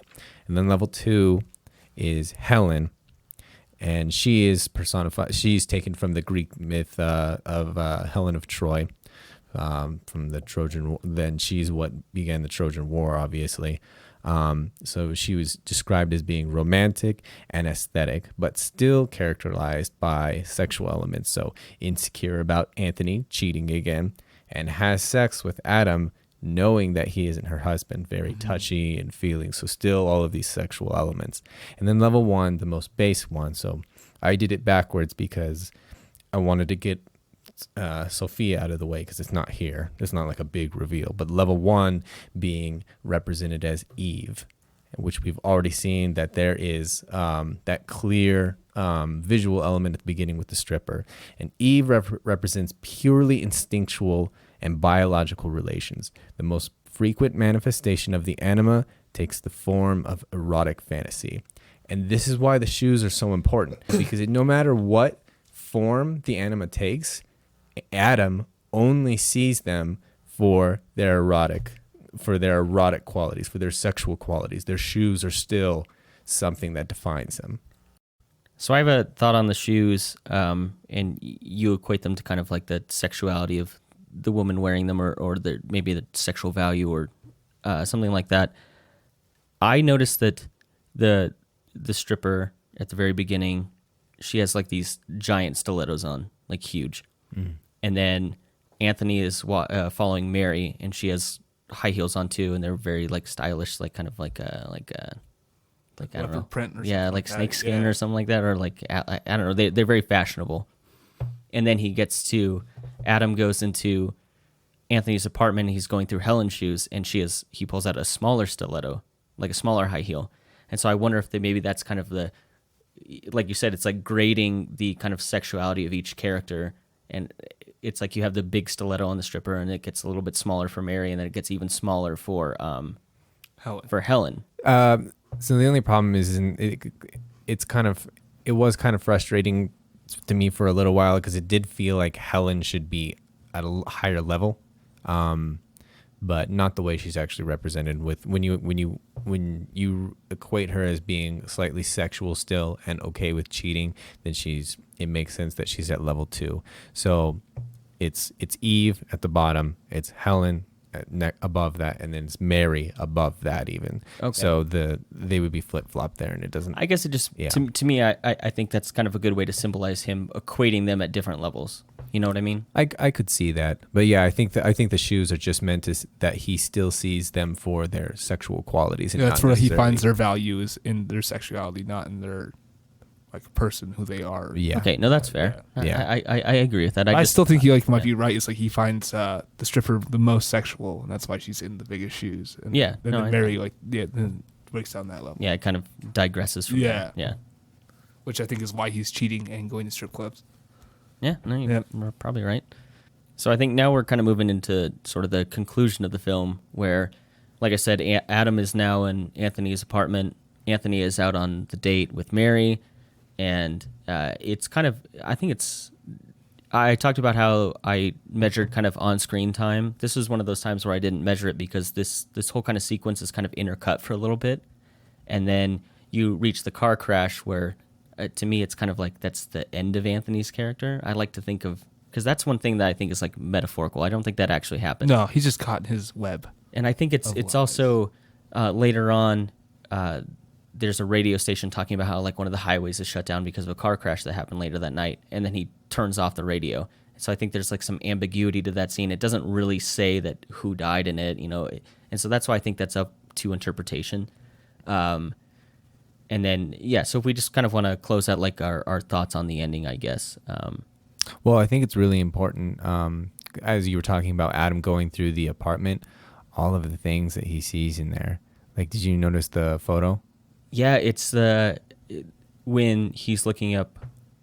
It's pictures of himself and holding it next to the movie. Yeah, is it Daniel St. Clair? Is that his? That's his actor's name. That's the actor name, and I like that. I think it's funny that's his photo though. Yeah, that's Adam's photo, right? Which is torn, and then you see the whole photo here in in the apartment. So this is where, for a while, I was like, maybe this is all. This is like time, it is just one person and it's literal, and we're looking at things out of order in terms of I think a temporal sense. But I don't. I've had thoughts like that too, as like maybe this story is being told two different timelines that are just they're not really coinciding with each other. They're just being told alongside one another. I haven't grasped this movie enough to come up with a solid theory on that, but I think it's possible that because I talked about the mother. How at the beginning she's talking about, oh, Adam, you live in this crappy apartment now. She doesn't say it by name, but she says he lives in a bad apartment. And then later in the movie, she says, you live in a good apartment, you have a good job. So I wonder, maybe there's some kind of like, there's different timelines going on. Like maybe he was living with Helen, cheated, and... Yeah, he got the key to the strip club. And that's that part of the movie ends, and now he's living as Adam, where now he's moved into a crappy apartment after like a divorce or something. So I wonder if maybe that plays a role in it. I don't have enough. Again, I don't have enough of a grasp on what's going on in this film to like have a full theory on that. But I wonder if maybe that might play a role as well. So the other thing I'll say is, so I mentioned how the true self is his colleague in the teacher's lounge, and I think of the true self giving him breadcrumbs on his path to individuation. This is how he finds his shadow self, and I think this is really a poignant phrase that Jung has here. The self, however, does not always take the form of a wise old man or wise old woman. These paradoxical personifications are attempts to express something that is not entirely contained in time, something simultaneously young and old. And I think that says everything you need to know about the interpretation of time here, is that everything is happening at the same time because it's all within the same space, where time is not necessarily a real construct. That's a very poetic and poignant way to put it. I think and that fits into kind of the tone of this film perfectly. That's a really good way to look at it, which is, again, that's why I love having you on. I would have never thought of that. That's why I love lifting everything off of Carl Jung. You could just take cred, man. So there's one scene I want to talk about before. It's like before he goes to the apartment, before Anthony goes to Adam's apartment, he's like yelling at himself in the mirror and playing out the dialogue that he's about to go through with Adam. I'm a little confused as why he would do that, but at the same time, like, is he just building himself up to interact with himself? Mm-hmm. And what the fuck does that mean? I just love that. Yeah, that's just like how crazy the shadow self is. It's like him talking into a mirror, which is funny to think about, the shadow confronting his own shadow. Yeah. But are you talking about the part where he's like, did you fuck my wife? Yeah. He's like pretending to do it. I really love that scene because it really plays up like this actor side of him. Yep. Because at the end of it, he slaps the counter. He's like, that's good. Yeah. That's good. It's almost like it's not even, he doesn't, he has these lustful thoughts and he wants to be with Mary, kind of just for the sake of it. But it's almost like he's like getting off on himself. Like he's like, oh yeah, I'm a good actor. Like, so like this is like the thing. He's hyped on himself in that scene. Yeah, like so the predator, like the kind of predator persona he put on when he was stalking Mary. So like I think this is like he stalked Mary, he stalked his prey. Now he's like practicing his attack necessarily of how he's going to get his prey, and he's going to execute it. I think that's a good way to put it for sure. Yeah, I forgot about that scene. It's just it's so much fun watching an actor act like he's acting, and then the meta right? of like of how he's getting off. I'm like, oh yeah, that's good, but it's like another layer of like, oh yeah, that's good. That's good. Like Jake Gyllenhaal himself left that scene and being like, that's good. Yeah, like immediately after, like that was just him, like nailed filming. it. Yeah, exactly. He actually just submitted that off of his phone. He was just like, I was just in my bathroom the other night and I got some gold. He's like, I was in the portal. The portal potty. Yeah, that's how we'll just refer to bathroom breaks from now on, like portal time. Yeah. So yeah. Again, breaking up how I did the times for this. So after the car crash happens. If you have something else. One other thing I did want to point out is I paused when he's looking at the photo on the bookshelf. There's books there, and only one of them really caught my eye at first, but it was Time Lived in Reverse. I saw that. Yeah, I didn't see it. I actually read it in an article later. Yeah, because again, this movie is so dense, and I was like, someone else needs to help me with this. So I read up, and it was mostly stuff from like the director or actors involved. It wasn't like I wasn't like listening to other reviews because I want to give my organic thoughts on these films. But yeah, no, I'd seen a thing about that as well. Yeah, and I think it reinforces the line at the beginning that chaos is order yet undeciphered. Just another layer. I still think that Jung has. I think that Jung's expression of what's going on here is more true. It works better than trying to figure out if these are chronological or not. Because it's not even like they're just so weird that like you can't even get into bootstrapping paradoxes in terms of time travel or something like that. Right. Because they just don't make sense. Yeah. So. So the car crash happens. Yeah. And to me, that's like the killing of one persona. To me, it's this one's gonna be gone now. But then I think at the end of the movie, it's kind of wraps back around to this repetition of history that it always has. So it doesn't matter to me, it doesn't matter which persona you think is real. They're intertwined together, and one will inevitably lead into the other. Yeah. And it's this cycle that he can't stop. Yeah, he's spinning his own web, and then like I think the car crash is representation of him being caught in it. Speaking of web, this is another fun fact real quick. Did you guys notice when Adam is watching the film that Anthony is in? Yeah. I think it's maybe it's a dream sequence he's having because he wakes up immediately after. There's one guy in it. He has a tie with a big spider web on it. Really? I did not notice that. Oh, yeah, I didn't notice I just that. noticed that. He's got a big red tie with a white spider web on it. It's crazy. Huh. Yeah. Just when the car accident happens, the window breaks and it looks exactly like a spider web. Yeah. Yeah. Yeah. Yeah, that's a good point too. But I think what I love about it is how Adam acts after Anthony dies. And I think of the same thing in The Lighthouse when Wake gets killed. Then finally you have this, it's like he's taken back up into Winslow's character, and suddenly they're one and the same, and you see that they were always the same. It's the same idea here as how his shadow self is so destructive, ended up getting himself killed, but still is embodied in this single person.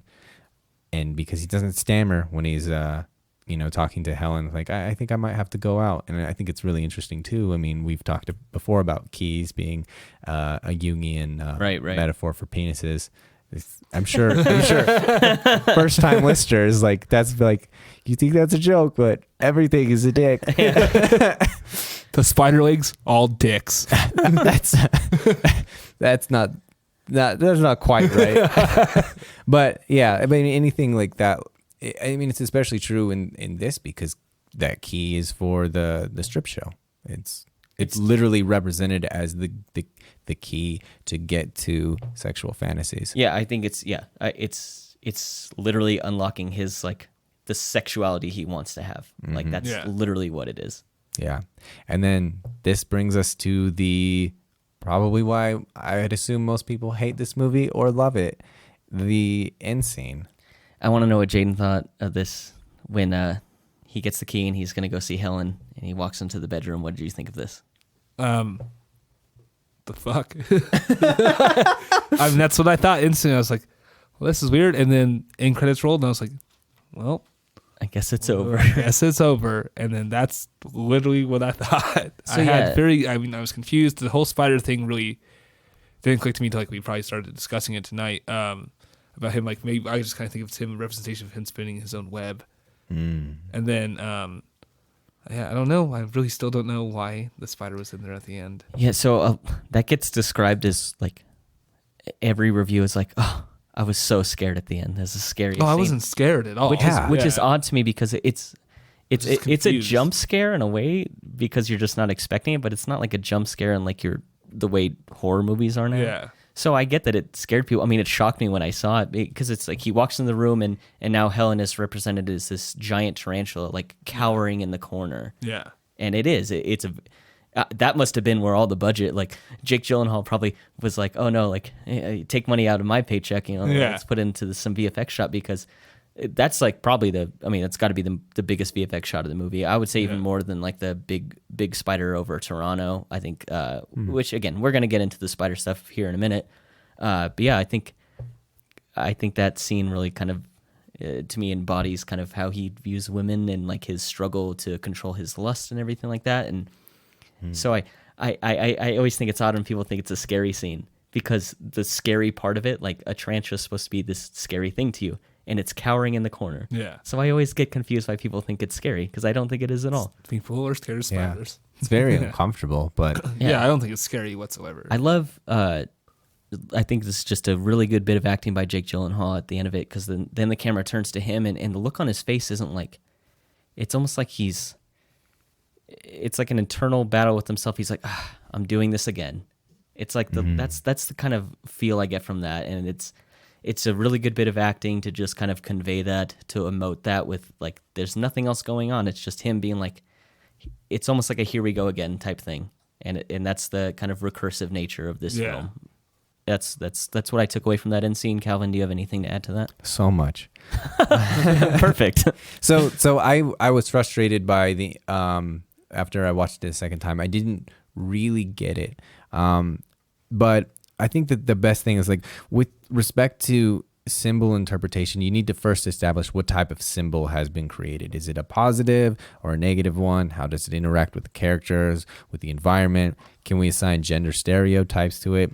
That sort of thing. So like to determine what spiders could mean, we have to examine how spiders are treated in the film and then compare that to a spider's attributes, whether that's physically or how it's treated in mythic traditions. And so in this case, we have a spider with negative connotations. Spiders are associated with women, suggesting feminine qualities, and web making is something alluded to with all of the crazy drawings on the chalkboard. And I guess I didn't really include the like you were saying, the windshield, and the dude, his tie, Yeah. So web making is everywhere. Did you And I see think there's another a scene where they show like I think it's like a trolley or something. It's all the wires crossing, like the camera pans up. There's all these wires crossing each other. Ooh. That's another kind of spiderweb symbol. Yeah. So I love that. I think that's all there. So normally like we have all of these bad things with spiders, but so normally positive ones, we can admire the calm nature of spiders waiting for prey in a web. They're patient, they're diligent, they are persistent, they always build webs back that come. So none of that is really present, but it's one way you need to cross off what it is in your list of figuring out what it means.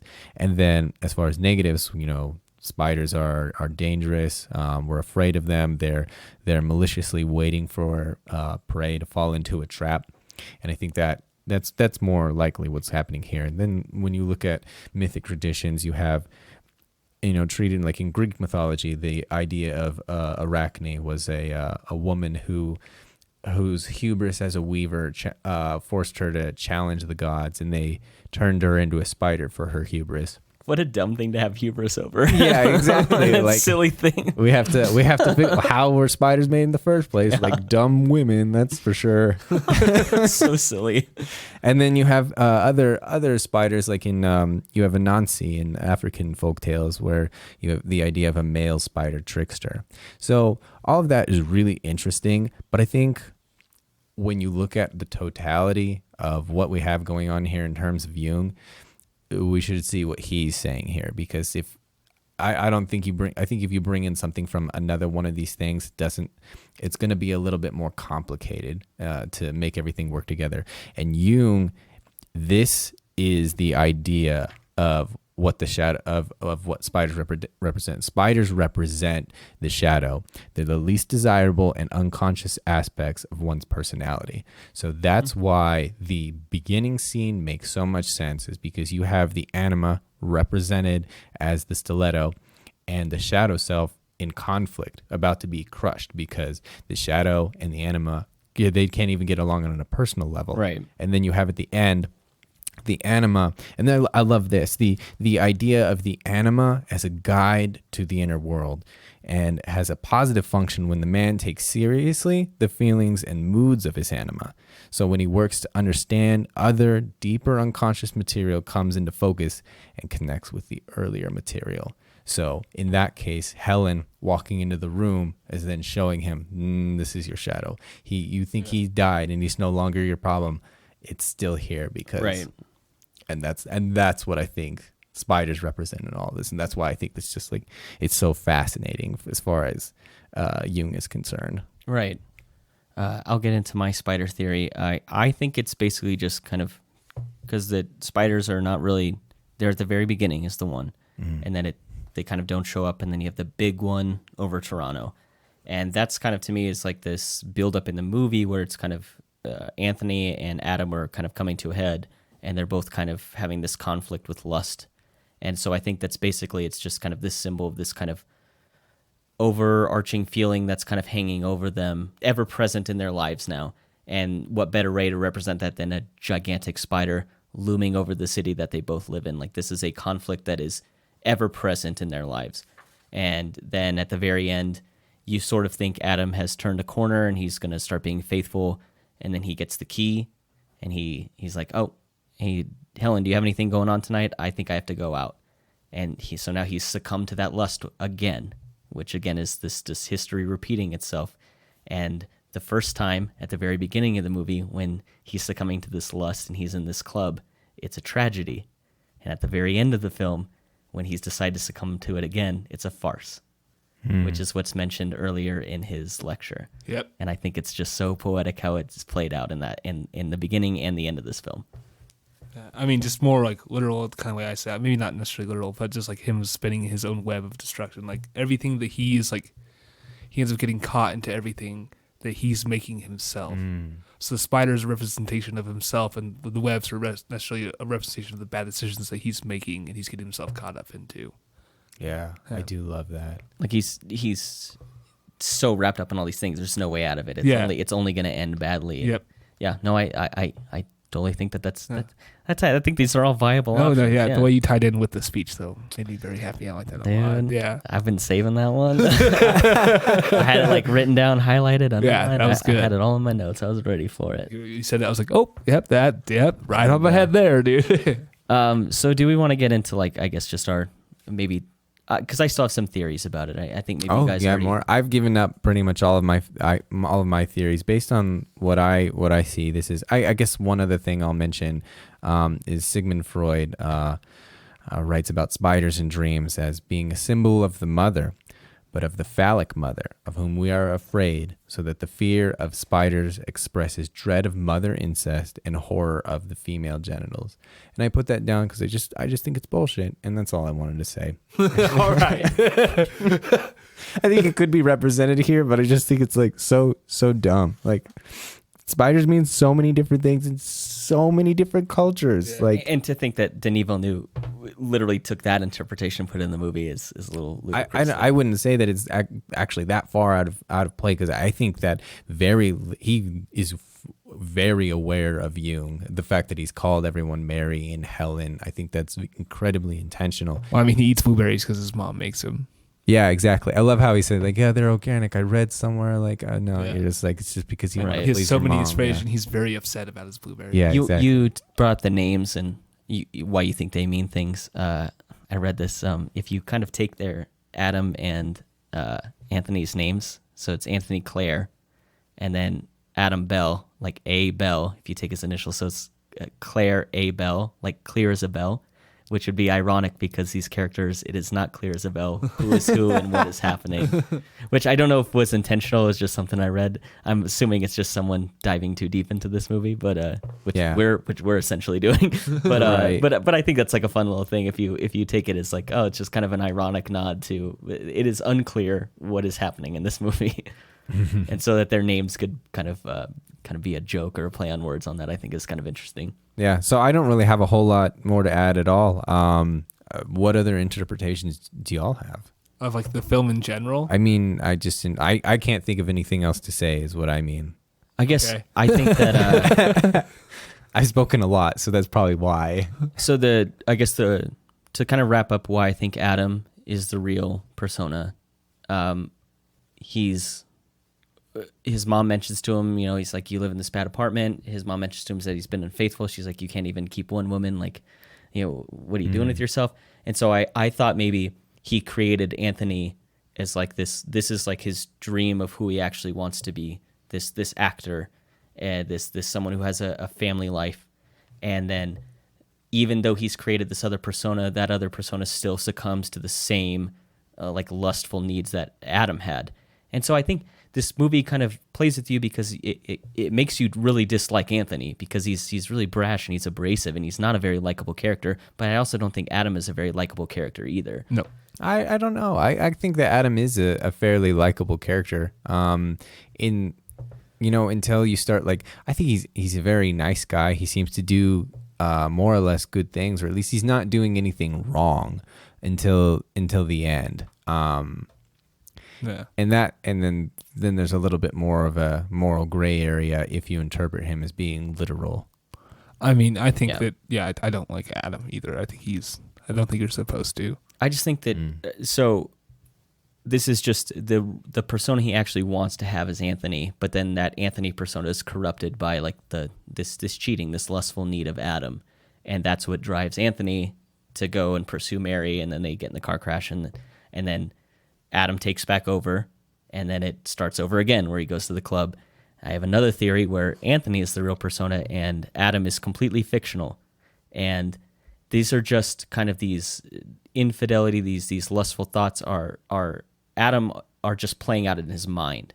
Like none of that is actually real, and eventually Anthony succumbs to that as well. So I mean, it's kind of the same story, just maybe told from a different perspective. Either way, it's one character kind of falling into like what you said, the web that the other one has. That's kind of how I look at it. What I really want to talk about is Helen, because I think we all agree that she's just like a really interesting character. And I love the scene where I think I mentioned it earlier, where she's like, what's happening? And that's how we feel watching the movie. And then later on when Adam shows up in the apartment and she tells him to come to bed, and she asks him, like, how was school today? And I think that's supposed to be maybe our interpretation of the film as well. It's like we need to start accepting that maybe they're the same person, the same way she's accepting. They're like, okay, I know you're not Anthony, but you're not like not the same person. Yeah. And so it's kind of like that same, that's kind of how I view the film too. It's like they're not the same, they're two different personas in the same body. And she's starting to accept that as well. And then she... as Anthony's going through the car crash, she becomes really close with Anthony, and she's like, I want you to stay. Yeah. Like she wants that persona to stay. Yeah. And then ultimately he doesn't stay because he gets the key and he goes off to the club. So I really like the idea of Helen kind of being the viewer in this film, kind of trying to piece it all together as we're going. Oh my God, a spider is literally falling down in front of us. Oh my God. It's a sign. It is. We're all inside Jake Gyllenhaal's subconscious right now. My God, that is the That is amazing that's happening right now. And that is the phallic mother right there. I had just one. I give my theory real quick. So I mean, I think there's endless amounts of theories that you could take with this. Right. I cannot believe this right now. Yeah. I'm gonna move this guy. One thing that I think it might be an interesting take is that neither Adam or Anthony are technically the real self. They both are shadow selves because I think they both represent either side of the absolute negative way you can act. Whereas Anthony is very he's confident and like there's good things about that, but he's very brash and he doesn't he seems to more really care about himself and like his sexual wants more than anything else. Like when he's stalking Mary, he's looking at her legs, like every individual part of her body. We're not seeing her as like a whole person. I love the shot just on the back of her knees for a minute. Weird. Like that's so like lustful to him. Like, and then Adam is like his fear and his cowardness of like how like he's not open at all. He's very closed off. He's shaky. He goes to his work. He does his job. So I think like you only see the real character like twice in the movie, which is where I think he's sitting on the bench and he gets up and he's confident. And at the end, before he before he sees the spider. Right. Yeah. It's where he's like he's neither Anthony nor Adam in those scenes. He's both of them combined. Yeah. No, I like that. I definitely think that's a part of the movie I hadn't had that theory on before, that thought on. I do like this idea of him on the bench, like that's his actual self. Yeah.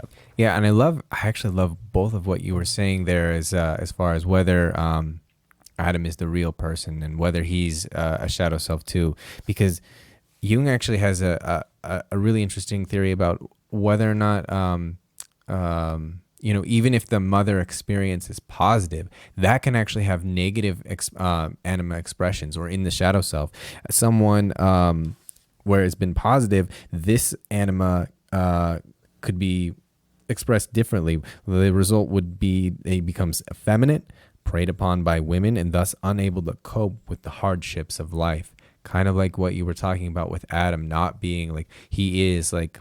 So whether you have like a mother that actually is looking out for him, and that maybe in the first scene, and he has the positive experience with the mother, and that manifests and that informs Adam's decision, and then you have the negative aspects, and that's what creates the schism between the two, and that's how you get Anthony. Right. So it's interesting to think that they are both shadow selves, or expressions of negative expressions of his persona. Yeah. And I also like, another thing I like to think about too is if this is an entire mindscape that this is some dude who looks nothing like any of these people, and all of his emotions are just represented as people in his mind, and and he himself doesn't even look like Jake Gyllenhaal. I just like what Denis Villeneuve said about this film, and he was like, this movie is here to play with you, and he hopes you'll come and want to play too, because I think that's exactly what this is, and I don't think any of our opinions are invalid, even though Calvin is sure he's right. I haven't really changed my opinion much, so you haven't shaken me. No, it's, but the thing is, like, I don't think... whether I look at this movie in Jaden's point of view or your point of view, Calvin. I mean, Jung's point of view. I'm gonna appeal to authority there. Yeah, I'm just saying, no matter which way I look at this film, I enjoy it either way. It doesn't change. I don't stop thinking about this movie, which I think is the point of it. This is a real thinker here, and I think this is one that people need to. Yeah, it's like we've said before. If you're over kind of your conventional film, this is. For me, this was the first one I watched where I was like, oh my God, like I really care about the movies I watch now. That's funny, because I was going to finish that sentence. Like, this is not the place to start. This is where I started, and I really liked it. You're doing well then, at least, yeah.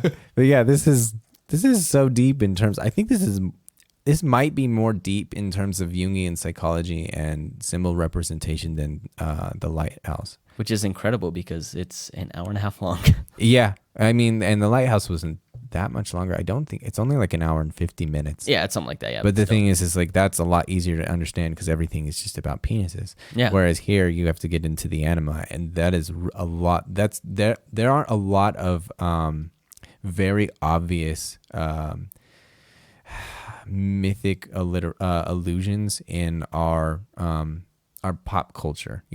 That's the idea of gay conflict within an individual is something that's represented in media all the time. The idea that's literally in another Jake Gyllenhaal movie in Brokeback Mountain. Yeah, exactly. Which is a huge movie. Yeah, exactly. And then that's pretty much like you can look at that as being the shadow self too there. But there's the idea of the feminine being existing within a male mind is not something that a lot of mainstream ideas play with the idea. So to pick up on the ideas that are presented here is going to be really difficult unless you see other signs that kind of leads you by the nose of where the director is pulling all of their all of their symbols from, and where they want they want you to interpret as being literal. Right. And again, I think if you just pay attention, put your phone away while you have the movie on, I think you can glean a lot from this movie. I think you can get a lot out of it. For me, like if I were going to rate this, I'm going to give it like An 8.7. Out of how many spiders? Spiders. 8.7 spiders? Phallic spiders. Oh, no. Penis spiders. Just do regular spiders. I mean, I don't know. That's not what Freud called them. I don't agree with that interpretation. But I'd say it's 8.7 because for a few reasons. It doesn't work very well, unlike The Lighthouse, without knowing all of the things that they're meant to mean. Like you like if you don't know what the spiders mean at all, it's still a really frustrating film. You could figure out all of the other stuff, and not knowing what any of the spiders means that the ending just flat doesn't land, and it's not a very good movie. And I think, we were talking about the runtime earlier, only being 90 minutes. I want it to be longer, not so it can introduce more ideas, but so that we can not have everything cut up so much. So you can have a chance to breathe and take in the ideas. Okay, I could agree with that. Yeah. When you were like, make it longer, I was like, no, please God, no. I already can't understand what's happening now. Yeah, exactly. But I get that. If you want to have more time to ponder on what's happening on screen, that's a good way to do it. Yeah, and because there's a lot of great shots and great visuals, but we don't get them that much because there's a lot to get through. Yeah. Right. Jane, what do you give this one? 7.8. Oh, okay. Mm-hmm. Yeah, I was gonna say portal potties, but portal potties, nice. I like that. I do love this movie. I think it's very good. But yeah, one thing I think it is lacking a little bit is visual stunning. Like the visual concepts of it are not as great as like some other A24 movies or movies that are like this. You think you could have used more like spider imagery? Would that have helped you? Not necessarily. Like that's not what I'm talking about. Like I just feel like it was a lot more like gloomy and not as pleasing to me as other films. Right. This movie is not dynamic in its the way stuff shows up on screen. I don't think it's all that same sepia yellow saturated tone, and it doesn't. I think it lightens or it becomes less saturated throughout the film because I was watching it, I was trying to keep an eye on that. And so I think that's kind of one maybe kind of change it takes as far as its cinematography. But it's like you said, it feels like a desert, and it feels like you're watching a Las Vegas film, but it's in Toronto. It's like an interview for this movie, like Gyllenhaal was like, I wanted to do darker movies. Right. So he did this in Prisoners or whatever, and then it's like he's like, oh, we just put it out in the world. I wanted my movies to be darker, and like it's just like I read that interview and like I watched the movie again, and like there's that scene where he's like sitting in the room and it's like super dark, it's just the lamplight on him. Yeah, I was like, man, really doing darker movies, huh? Yeah, like physically darker. But yeah, it's I mean, big fan of this movie. I'd recommend it. Yeah, for sure. I'm gonna give this it's like a 9 to me, but that's also because I just have such a personal love for this movie, and. Like I said, just every time I watch it, it feels like I am coming up with something new with it. And we talked about Vivarium, where it's like that movie is just what it is, and you can never get anything more out of it. It's like my score could only go up from here. Yeah, that's it. It's like every time I watch this movie, I like even just kind of getting ready to review it for now. My theories on it completely changed from the last time I watched it, like maybe a year or two ago. Yeah, and then the first time I watched it, in 2014. My theories have completely changed from that time. Yeah. It's just this is such an intriguing movie, and I'm constantly trying to find out something new about it, and that's why I give it such a high spider rating. Yeah. I am fascinated by this movie, and it is one I will continue to watch regardless of if I'm going to do a podcast on it, just because I'm enamored with the new ideas I can come up with watching it. Yeah, I think that's what makes film art instead of a product. Like you look at, like you can't watch Avengers 10 times and come up with new ideas of what it means. You can watch it because you enjoy the spectacle. Yeah, absolutely, which I have. But I don't. Yeah, I'm not watching it like, okay, what did I like? I might like what Easter eggs I missed or something like that. But I'm not like what's the meaning of this movie? You're not like, what is Thanos really saying here? And that's why I think like so much of the box office stuff like that is just product, and this is art. And I think there's just a very big difference between those styles of film. I think they can both be entertaining. Absolutely, it just depends on it depends on what medium you want to kind of dabble in. I mean, I'll eat King Super Sushi, but I prefer to go to the restaurant. Yeah, there you go. Yeah. That's a great way to put it. That's a bold lifestyle. It's not that bad, dude. Yeah, you're gonna need a portal potty. Yeah, for sure. Oh man. All right, are we wrapping this one up? I'd say so. All right, with that, I'm your host Connor. I have my co-host Jaden and our former guest Calvin. Thanks. What platforms are we on, Connor? Oh my gosh, yeah, we are on Audible, We're on YouTube, Spotify. We have Apple Music coming up. We are going to be everywhere you ever want to find a podcast. Follow us on Twitter, Instagram, and Facebook. Yeah. Soon we're gonna be in your dreams. Yeah, he won't be able to get away. Spiders crawling with Connor Calvin and Jaden legs. Dude, I still cannot believe a spider literally. People are gonna think descended. People are gonna think we're lying when they listen. It literally fell down from the ceiling and descended in front of us. It was pretty neat. It was giving us its blessing. All right, with that, thank you for listening to Now This Is Podcasting.